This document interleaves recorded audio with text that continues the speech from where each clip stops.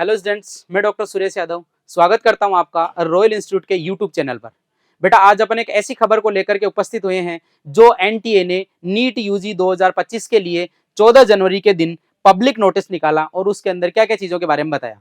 बेटा, सबसे पहले अपने को ध्यान रखना है कि नीट यूजी के एग्जाम देने से पहले, फॉर्म भरने से पहले अपने को क्या क्या चीजों पर अपडेट करना होगा।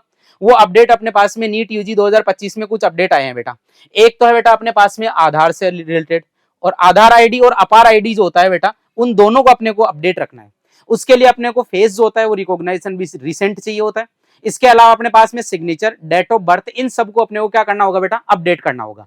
तो यहां पर अपने पास में आधार आईडी और अपार आईडी। सर, ये अपार आईडी क्या होती है? ये अपार आईडी आपके स्कूल बेसिस पर, जहां से आपने 12th की है उसके बेसिस पर बनती है, या फिर आपको अपार सेंटर पर, आधार सेंटर पर जाकर के भी बनाई जा सकती है।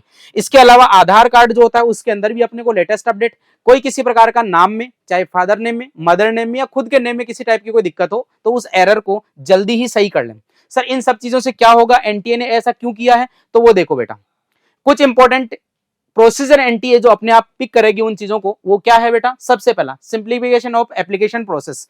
जैसा ही आप आधार नंबर डालेंगे तो आपके मैक्सिमम नंबर, जैसे कि आपका नाम होगा, फादर नाम होगा, फिर इसके अलावा मदर्स नेम होगा, वो सब के सब एज इट इज फॉर्म के अंदर उठ करके आ जाएंगे। तो पहला तो simplification of application form.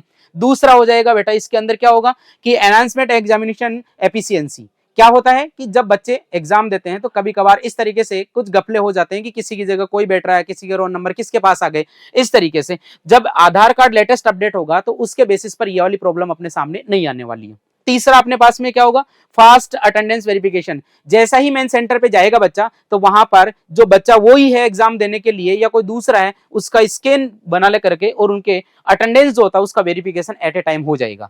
Then उसके बाद में अपने पास में क्या है बेटा, नेक्स्ट कंडीशन होगी वेलफेयर ऑफ कैंडिडेट्स। देन उसके बाद में अपने को करना क्या है, इसके अंदर अपडेटेशन के अंदर करना क्या है अपने को, उनके बारे में देखो बेटा। एनटीए ने बताया कि अपार आईडी और अपने आधार आईडी उसके अंदर अपने को किन चीजों का ध्यान रखना, डेट ऑफ बर्थ किसके बेसिस पे होनी चाहिए बेटा, 10th की जो अपनी सर्टिफिकेट है उसके बेसिस पर होना चाहिए।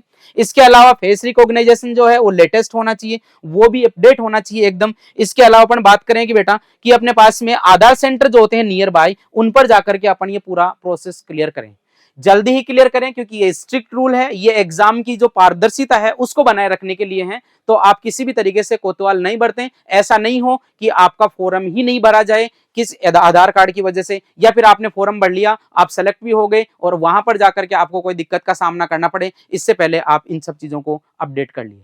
Thank you, all the best.